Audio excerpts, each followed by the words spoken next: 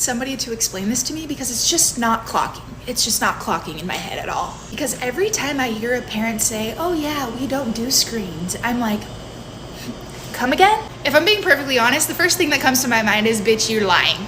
You're lying. Nope, we do not do screens. Now, we do TV, okay, but we don't do tablets, phones, none of that. But we used to. But I'm going to tell you why we stopped.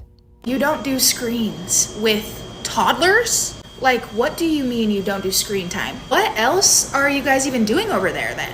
Because in my house, if we didn't have screens, my kid would riot. To be perfectly honest and blunt about it, your kid will only riot about not having screens if they're only used to having screens. And if you give it to them as a toddler, that's what they're used to. And taking it away from them gives them withdrawals. We just simply wouldn't survive. He wouldn't survive, I wouldn't survive, nobody would survive.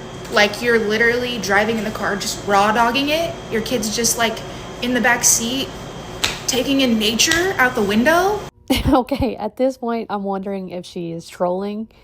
But yes, they do just take in nature out the window. They do just look out the window. And if she is trolling, just for the sake of parents who I know who do really live like this, who have tablets all the time, please stick around to the end and I'll give a further explanation. Like, what?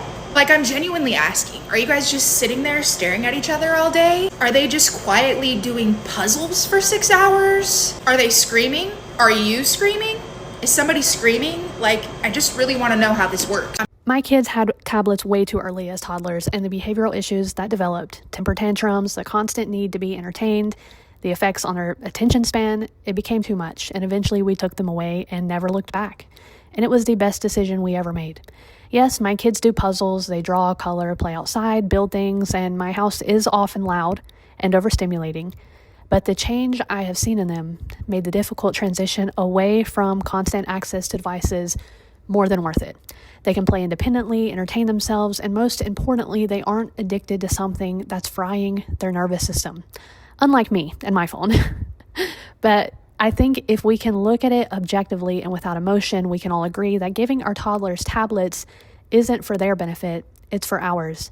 It's so we can distract them and avoid having to entertain them, to teach them how to deal with difficult situations like sitting in a waiting room at the doctor's office, waiting for food at a restaurant, or standing still in a line.